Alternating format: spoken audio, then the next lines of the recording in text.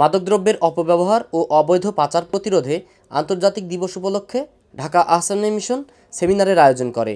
সেমিনারের গবেষণাপত্রে বলা হয়, বাংলাদেশে প্রায় 25 লাখ লোক মাদকাসক্ত। মাদকাসক্তরা দৈনিক গড়ে 150 টাকা মাদকের পেছনে ব্যয় করে। শুধু অর্থের অপচয় নয়, নানান সামাজিক অপরাধেও জড়িয়ে পড়ছে তারা।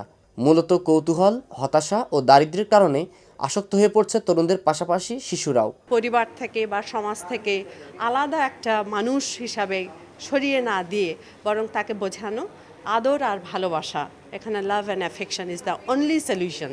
বাংলাদেশ মাদক উৎপাদনের সঙ্গে জড়িত না হলেও দুটি মাদক উৎপাদনকারী অঞ্চলের মাঝামাঝি অবস্থানের কারণে পরিণত হয়েছে নিরাপদ ট্রানজিট রুটে। মাদক পাচার ও মাদকাসক্তির কারণে বাড়ছে অপরাধ প্রবণতাও।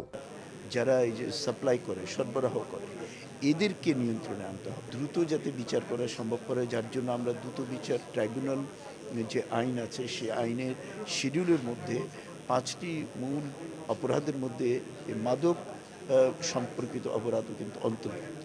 মাদকাসক্তদের সুস্থ অবস্থায় ফিরিয়ে আনতে দেশে প্রতিষ্ঠিত হয়েছে অনেক নিরাময় কেন্দ্র। সরকারি ও বেসরকারি প্রচেষ্টায় এসব নিরাময় কেন্দ্র থেকে সুস্থ হয়ে ফিরে আসা তরুণরা জানালেন তাদের একান্ত কথা। আমি একা একা থাকতাম, বাসার কেউ ঠিক মতো খোঁজখবর নিত না, তখন বন্ধু বান্ধবদের সাথে চলে এটা নিয়ে এসে পড়ি। দেখে এক সাইডে গাঁজা খাইতেছে, তো তাদের একটা কৌতূহল জাগে যে গাঁজাটা কি ফিলিংস, যারা কখনো নেশা করেনি। তো একসময় গাঁজা খায় দেখে একটু ঝিমটিম লাগে, একসময় ফ্যান্সি এইভাবে কৌতূহল বসে নেশায় মানুষ আসক্ত হয়। এদিকে দিবসটি পালন উপলক্ষে এন্টি ড্রাগ অ্যাসোসিয়েশন আয়োজন করে আলোচনা সভায় বক্তারা আশঙ্কা প্রকাশ করেন, সামাজিকভাবে সচেতনতা বৃদ্ধির জন্য এখনই উদ্যোগ না নিলে ভবিষ্যতে পরিস্থিতি মোকাবেলা করা কঠিন হবে। অনি আলমগীর, চ্যানেল এস, ঢাকা।